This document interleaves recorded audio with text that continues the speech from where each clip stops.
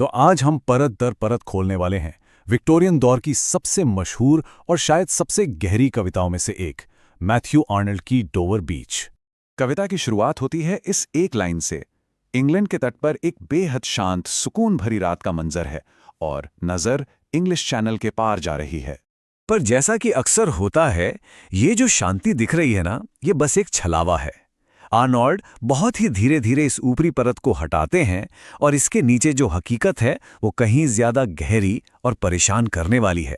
तो चलिए देखते हैं कि कैसे। तो पहला स्टैंजा ये शुरू होता है एक बहुत ही खूबसूरत, कह सकते हैं कि एक रोमांटिक सीन से, लेकिन बहुत जल्दी ही जो नज़ारा दिख रहा है उससे ध्यान हटके उस पर चला जाता है जो सुनाई दे रहा है। स्पीकर का ध्यान फ्रांस के तट पर उस टिमटिमाती हुई रोशनी पर जाता है और ये एक बहुत ही पावरफुल सिंबल है।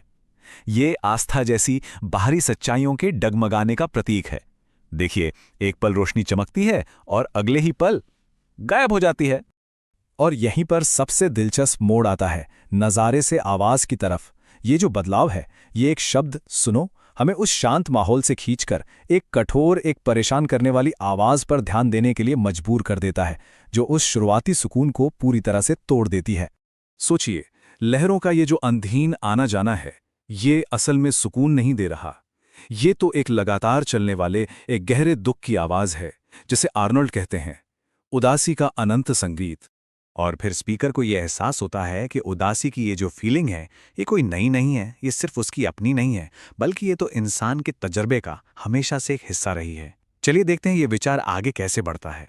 वो अपने इस एहसास को सीधे प्राचीन यूनानी नाटककार सोफोक्लीस से जोड़ते हैं, जिसने सदियों पहले एजियन सागर की लहरों में भी ठीक यही उदासी सुनी थी और उसे इंसानी दुख के गंदे उतार चढ़ाव से जोड़ा था।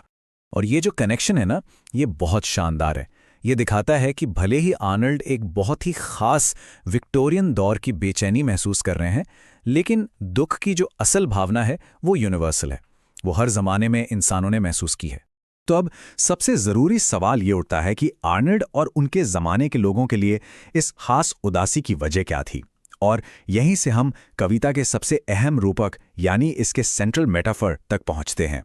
वो एक जबरदस्त बदलाव का दौर था, एक ऐसा वक्त जहां सदियों से चले आ रहे पारंपरिक विश्वासों की नींव तक हिल रही थी। देखिए, ये सब रातों रात नहीं हुआ। 1830 के दशक में जियोलॉजी की नई खोजों ने धरती की उम्र पर सवाल उठाए। फिर 1859 में डार्विन की ओरिजिन ऑफ स्पीशीज आई। विज्ञान की इन नई खोजों ने धर्म और साइंस के बीच एक टकराव पैदा कर दिया था, और इसी ने उस संकट को जन्म दिया जिसके बारे में आर्नोल्ड लिख रहे हैं। आर्नल्ड आस्था के इसी नुकसान को दिखाने के लिए समुद्र के घटते पानी का एक कमाल का मेटाफर इस्तेमाल करते हैं।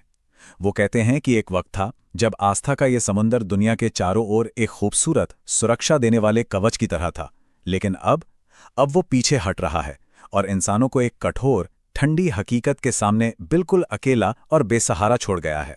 अब जब आस्था का समंदर चला गया तो पीछे जो दुनिया बची है, स्पीकर उसकी एक बहुत ही, कह सकते हैं, एक स्याह तस्वीर खींचता है। ऊपर से देखने पर दुनिया एकदम सपनों के देश जैसी लगती है।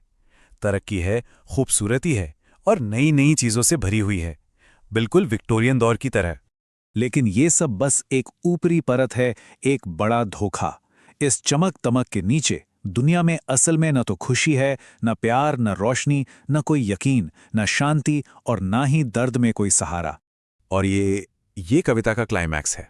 एक बेहद खौफनाक मंजर, एक ऐसी दुनिया जिसमें न रोशनी है, न कोई, मतलब ये एक अंधेरा उलझा हुआ मैदान जंग है, जहां अज्ञानी सेनाएं रात के अंधेरे में एक दूसरे से टकरा रही हैं और उन्हें ये तक नहीं पता कि कौन दोस्त है और कौन दुश्मन।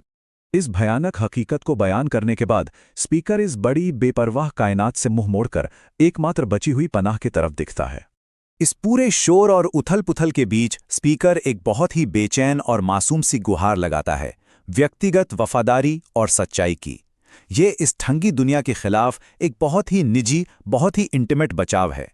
तो इसका निचोड़ क्या है? शायद यही कि अगर धर्म और आस्था जैसी बड़ी कहानियां टूट चुकी हैं, तो जिंदगी का एकमात्र मतलब और सच्चाई वही बची है जो हम इंसानी रिश्तों में एक दूसरे के लिए बनाते हैं।